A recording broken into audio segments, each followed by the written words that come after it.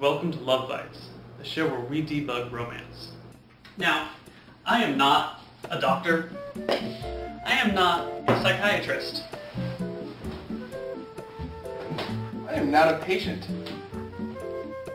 I don't have a degree in sociology or psychology, but what I do have is wealth of experience and a sincere desire to help you. Because sometimes love can get messy. And sometimes, if you're not careful, love bites.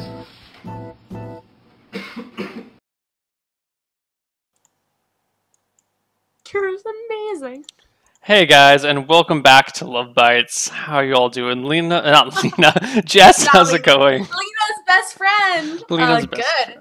It's going well, Neil. How are you doing? I really like that intro. I actually watched it just now God. for the first time. It's fucking hilarious. Oh god, I hate that intro so much. No, that's fantastic. You should be proud of that. I'm so embarrassed. I still am so embarrassed. Oh, it's awesome. Oh, So, I heard we got some more good questions. the goodness is questionable. We'll see. Okay. Hello, dear Neilpolian, my liege, and my beautiful Jess. I have a philosophy I want your input on, whether I can change it to find more people to take out and such. I believe that instead of openly searching for a compatible person, one should be themselves, and maybe once in a while, a nice girl comes along and catches your eye. This, I believe, stops me from trying too hard to get a girl and not ending up changing my personality to cater to that girl, but I haven't met a special gal in a while. Should I adapt my policy, and what are your thoughts on it? Dude, be your fucking self, man. Yes. You're gonna be true to who you are. If that means you're an asshole, then be an asshole. If that means you're a quiet, shy person, be a quiet, shy person. But be who you are, and you'll find someone that works with you, or you will die alone. But if you try and change yourself to be with other people, you're going to resent them, and you're going to resent yourself because you'll be with someone, but you're going to be fucking miserable the entire time. So be yourself, and you know what? If you die alone, a lot of people do. Don't worry about it, dude. It's totally fine. Just don't change yourself for someone. I mean, you can like adapt a little bit. You know, if your girlfriend drinks and you don't drink, and you like learn to drink, or like you start drinking a little bit to be with her, that's fine. That's okay. There's like small changes that you can make as you grow together, but be yourself. Don't be like, oh, Yeah. that girl's really into this and that, so I'm gonna go be into this and that to get with her, and then like not really care about it later. I mean, I guess you could like maybe feign an interest in something if you think there's other connections later elsewhere, and then you can drop that on the wayside, but don't try and change your entire personality just for another person. You are spot on, anonymous writer. Jess? Yes. No, I would agree 100% with pretty much everything you said, that like you can't, so you're never going, like, I mean, personally, I don't really believe in like soulmates. You know, I believe that you just be yourself. Don't worry about, I mean, I know this is a dating show, so it's a little bit trite to say don't worry about dating, but honestly, like, the happier you are with yourself, the more likely you are to encounter somebody that you're going to have a happy relationship with. So it's, if you're trying to be something you're not, you're just lying to everybody else, and you're lying to yourself, and you're never going to be happy. And I don't think you can truly be happy in a relationship until you're happy on your own. So work on yourself, and you will find work on yourself, and you will be happy, and then you will find somebody that complements you. And you won't necessarily have everything in common, but you'll have enough things in common that there's some common ground, but you'll also have enough differences that you'll be able to teach each other things. And I think that's the most exciting part about like a new relationship, is discovering what that person is into and what they're excited about and what they're passionate about, and getting to like letting them show you their life and everything they do. Yeah. So differences are okay. Differences are good because it's just a chance to exchange ideas and learn about the other person, and to find things that you know about this person. Yeah. But generally be yourself. You'll be fine. Yeah.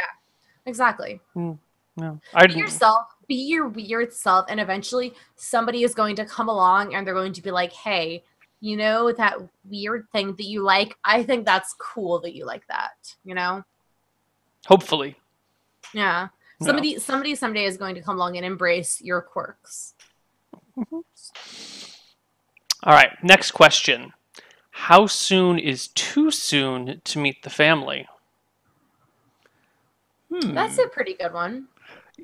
Let's see. The first few girls I dated, I knew them as friends before we dated, and I knew their families pretty well. Like, we would go and hang out at their house as like a group of friends, so I knew the families well in advance. With my wife, I semi-surprised her on Christmas after one date by showing up at her house 500 miles away and meeting her family just as a friend that was rolling through town. After like we were joking and we were like it's not as crazy as it sounds. We were talking online because she went home for summer break, winter break, and I was like, oh, wouldn't, because we were talking a lot and we were really into each other. What if I showed up for Christmas? Ha ha ha, silly joke. And there was like banter about it back and forth. And I have a bunch of family that lives in San Francisco and she lived out in Forest Hill. They're not that far apart. And so I like arranged to go up and visit my family just before Christmas and like swing on by.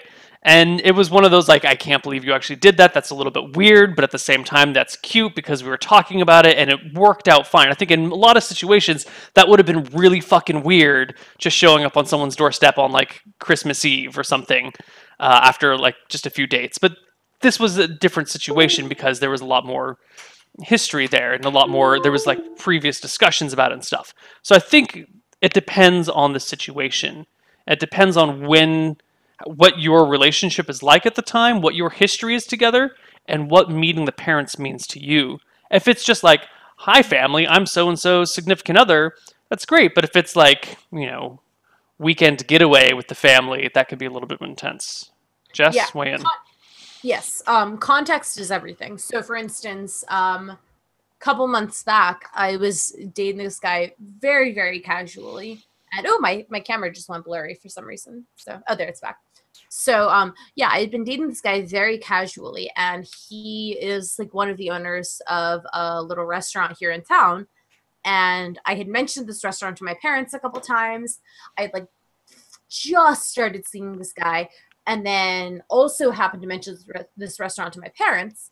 They got really excited. They were like, oh, that sounds really good. Can we meet you there for dinner sometime? So like they met me for dinner, and it was like, should have been kind of awkward because it's like, oh, this guy I've seen like twice is all of a sudden meeting my parents. But like it wasn't like that, It feels like it's a really big step, but instead it was just like it was just a big coincidence in the end, Mm-hmm. Meeting the parents is only as big of a deal as you make it to be. Exactly. It depends just like how you present it. It's like because at that point I was like, I was very like candid with my parents. I was like, yeah, there's this really awesome restaurant in town.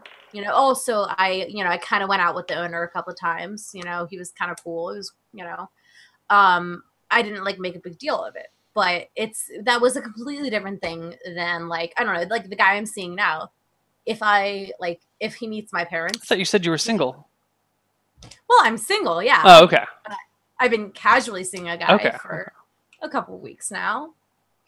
But like, if I bring him home to meet my parents, that's going to be more like deliberate. It's going to have a different significance to it. It's going to be, instead of just like, oh, my parents wanted to come to your restaurant for dinner, it's going to be more like, hey, do you want to come home for dinner? Meet my parents. It's a whole different thing. I think at the point where you're going well out of your way to introduce the significant other to the parents, then it kind of becomes like I'm being introduced to this person here sort of thing. Yeah. It just kind of depends on like how much like ceremony you put around it. But if it's just like a casual chance encounter, it's fine. Don't worry about it.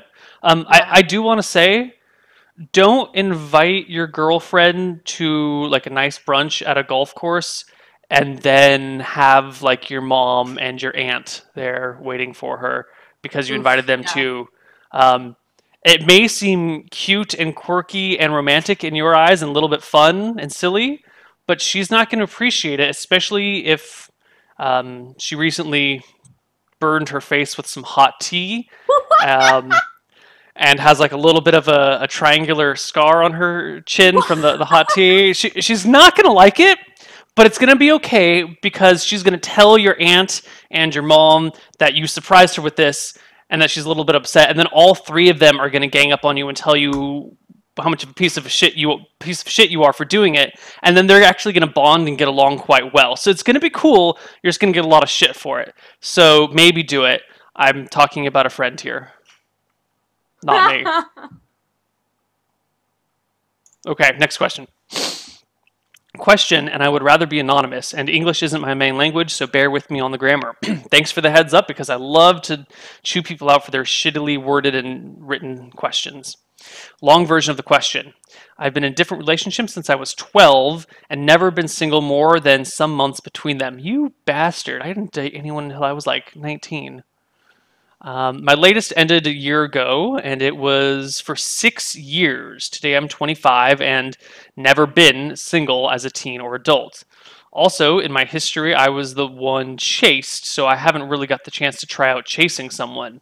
It's such a new territory for me, so I wonder, do you have any general tips for a guy who never experienced a single life Bible thump? It can also be good to say I'm in no rush. It can be good to say I'm in no rush. I'm not asking how to find a partner fast. I'm asking more like tips on how to show others I'm single, etc. Short version of the question, since I was a teen, blah, blah, blah, blah. Okay. Dude, you have nothing to worry about. Single life comes naturally to everyone. Enjoy it, because you probably won't be single for most of your life. So you should take this time, push all these people away. You just got to have a 6-year relationship. That's fucking intense. I've never been in a 6-year relationship. I think I'm about to hit 6 years in a couple of months, but you're way ahead of the curve here, buddy. Especially if you've been like in and out of relationships since you were 12. That's intense, bro. That's 13 years. That you've been in relationships more than you haven't been. You need to find yourself, dude. Take some time. You need to like figure out who you are without all these other people attached to you. That's really important. So enjoy it. Don't seek out other people. There's no tips on being single, and you don't need to like tips on showing that you're single. People are going to know. There is this well documented amongst me and my friends theory about single guys. If I'm single and I'm interested in, and I'm like looking for a girlfriend, no one's interested in me. It's a barren, harsh, angry world out there full of people who don't care. The moment you start dating someone, the moment you like start seeing someone a little bit, girls can smell it on you. I don't know what it is, but they know. And there's this instant like switch of attraction where the people that you were interested in before but didn't give you the time of day are now like, oh, hi, Neil. How's it going? Do you want to like blah, blah, blah, blah, blah? And you're like, what the hell? I was super into you a while ago, and now I'm dating this other person. Why didn't you speak up back then? There's a stench that we have when we're in relationships that we give off. And I don't know. Jess, what is it? How do you know? Because if we see a guy with a girl, then we're like, girl, I see you. That dude's not a rapist. All right. But but I've been in situations like I've been dating a girl outside of a ballroom class I was teaching, and she's not even there. But when I go to the class after having been dating her, even when she's not present, it changes the way people interact with me. Like they've never seen her. How do we do something different? Do we carry ourselves differently? Yeah. Do we stop? What? You carry yourself like a man who's getting some on the rig. You know. You can just tell. It's true for both guys and girls. No. It's absolutely true for both guys and girls. Guys also like can tell when. Well, I mean, not necessarily the guys can tell when a girl is dating somebody, but yeah, girls act differently as well. Like if a girl's with someone, like she oftentimes kind of exudes a more natural confidence. She will talk to other dudes and not be self-conscious at all because she knows she's not looking for anything. And it's the same with guys. If a guy is in a steady relationship, then he has no problem talking to women. Like even the most gorgeous girl in the world will not even face him. Like let's say he goes to the bookstore to, get a book, and the cashier is this like gorgeous woman, like no sweat, because he knows like he's not even thinking about her. He's not hunting, he's thinking about his girlfriend back home. Mm-hmm. And something about that independence and, you know, the fact that, like, this is, so then the beautiful cashier looks at this guy and goes, like, this is a guy who has shit together and he's not on the prowl. He's not hunting. He's not thirsty, you know? So the girl's automatically like, you feel a lot safer around the guy. He seems a little bit more normal. He's not showing you all the attention, so you don't feel defensive, and there's a little bit more openness and equality there. Yeah. Puts you on a level playing field. So if you're single, don't worry about it. No one's going to like you now. You're fine. If you're single, you're fucked. No one's gonna like you anyway. If you're already in a relationship, everyone's gonna like you. So it's a catch-22, really. Sorry. But enjoy your single life. It's great. It's good stuff. Next question. Oh, writers. What's the average penis length I'm asking for my friend? Dude, Control-Shift-N, incognito window, Google, average penis length. Done. We are not Google. You can do these things for yourself, guys. What's the biggest dick you've ever seen, Koibu? In real life? Yeah, you just gotta, like, look down, and that's, like... I don't know if I feel comfortable quite discussing that, but let's just say... I have not seen a lot of dicks in person. You know, it's not been something I've gone out of my way to find. I'm sure. There is a point where it's too big and it bumps your cervix and it's not comfortable. So, average dudes, you're my jam. She actually has a point there.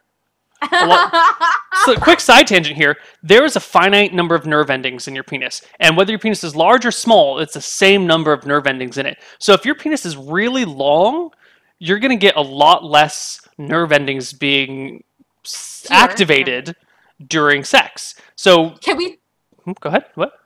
Can we talk about circumcision for a second? Go for it. Knock yourself out. No.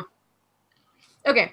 This has always been a fascinating subject for me, and I don't know why, but just because in the States, circumcision is just kind of most dudes are circumcised. You know, I think what I heard is 3/5 of men in the U.S. are circumcised.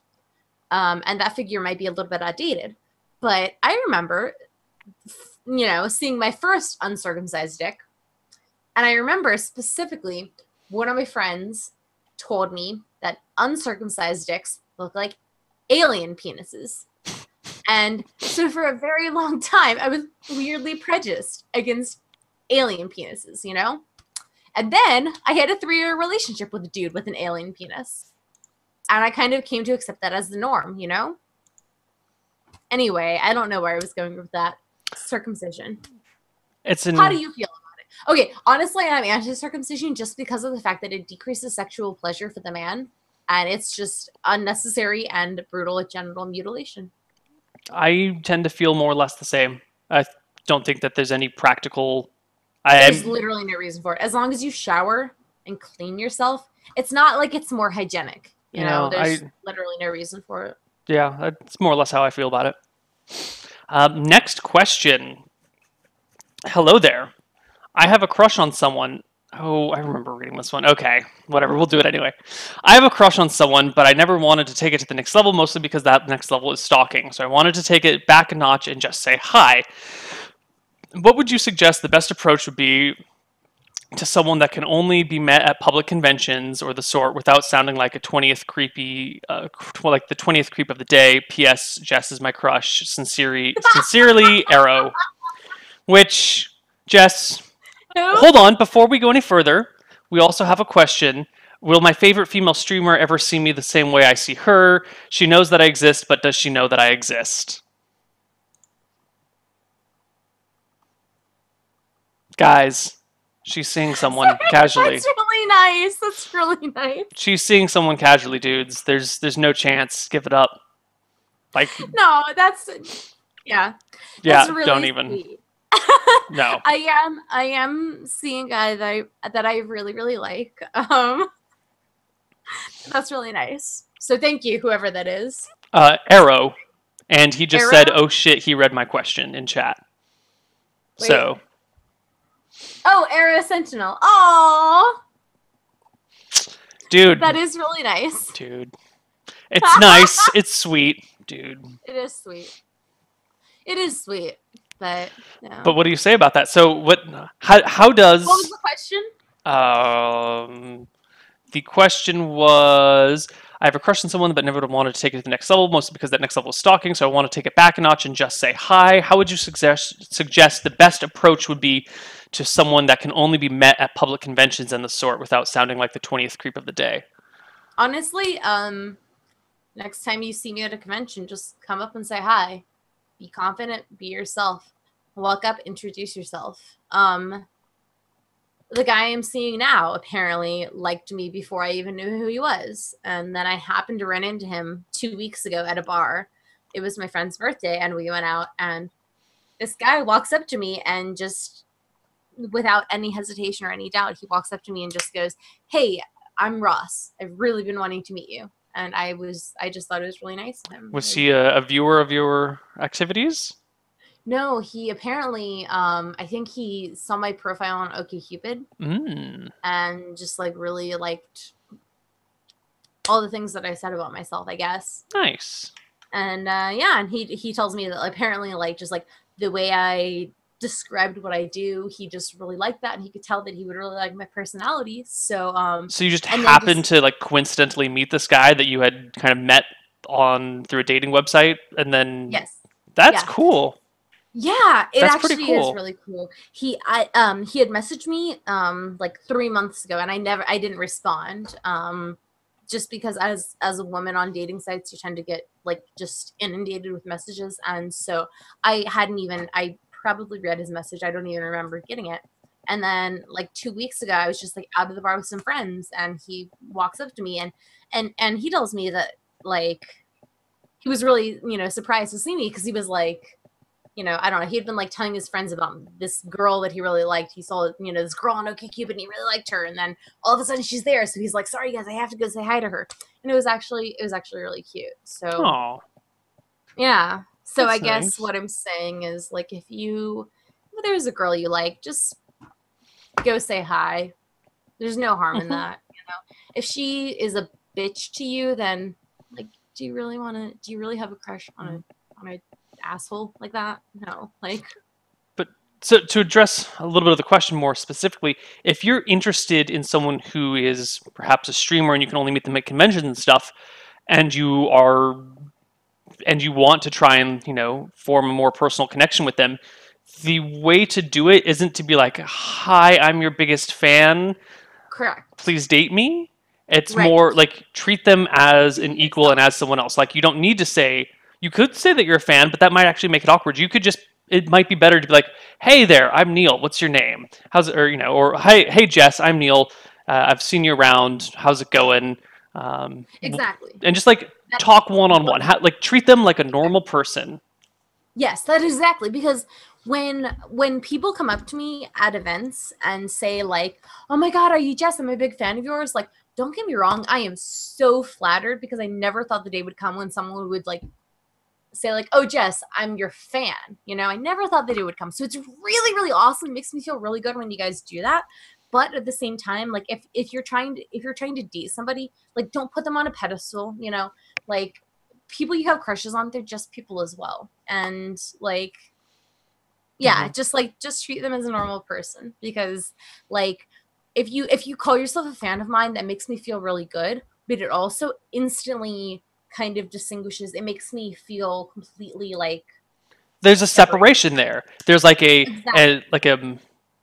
almost like a developer consumer relationship, Yes. It's a really awkward way of putting it, but yeah. Yes. The minute you come up to me and distinguish yourself as a fan of mine, that negates any other like interpersonal relationship that we could have. Mhm. If you walk up to me and you're like, "Oh, your name is Jess. Oh, hey, it's so great to meet you. I've been following your stream. That's awesome."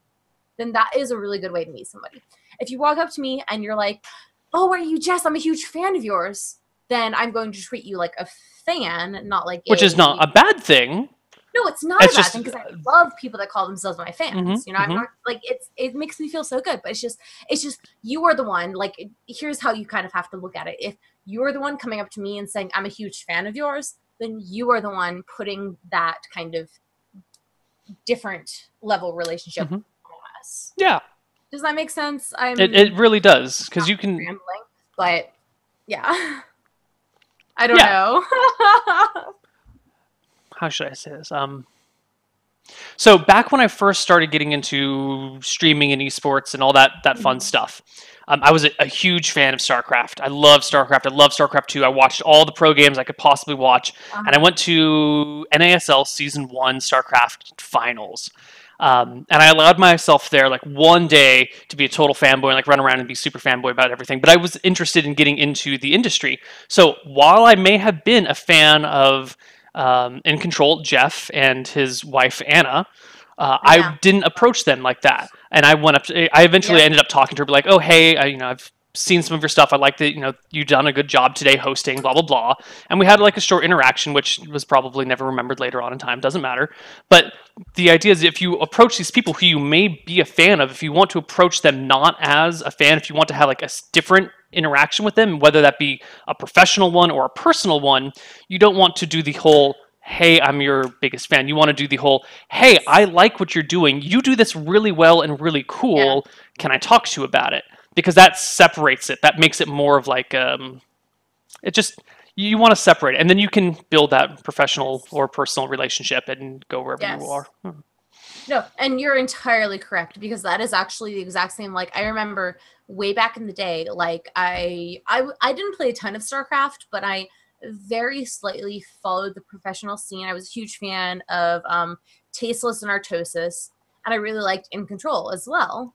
And even though I wasn't a huge StarCraft fan, and then like later on, I saw Anna Prosser, this amazing, beautiful, just fantastic event host, and I instantly was like, "Holy shit!" Like, this woman is amazing, and she's everything I aspire to be, And then I don't remember exactly when it was that I met her, but I do remember that, like, I don't know, when she first contacted me, I think I internally freaked out a little bit, like, holy shit, this is awesome. This is somebody whose career I have been following for a very long time. I've looked up to this woman, and I am such a huge fan of hers. But when she first contacted me and just treated me as a colleague, I did the same. I just, was kind of very professional in my communications. And now she's a friend of mine, and of course we play D&D together on Misclicks. I see her, pretty regularly at events. And it's so cool to me to think, like, wow, back in the day, I was like, "Anna Prosser, she's the coolest." Now I'm like friends with her. I don't know. So just don't put people on pedestals, I guess. Treat Like, people as humans. Everyone's got their problems. Everyone's got their flaws. Everyone is cool and everyone's lame at the same time. Yes, exactly. Even celebrities, they're humans in the end. Yeah. So everybody's just a person. Yeah. And sadly, we are out of time. So the 2 questions I have sitting in my inbox, guys, if I didn't get to it, we'll get to it next week. And that'll be that. So, Jess, thank you for coming on and doing this. I hope you had a good time. I had such a good time. Thank you so much, Neil, for inviting me on. My pleasure. Is there anything you'd like to say? Anything that these wonderful people should know about you before we sign off? No, I don't think so. If you guys, enjoyed hearing me being a complete dipshit on this show, then feel free to, I stream games on Twitch. My channel is twitch.tv/Jess, or if you want to follow me on Twitter, it's twitter.com/JessBrohard. It's right up in that direction over there. Right. Okay. Yeah. I forgot that you. Yeah. Cool. Well, thank you, Jess, and we'll see you on Misclicks on Tuesday. Yes, we will. Yep. All right. Take care, everybody. Bye-bye. Bye, guys.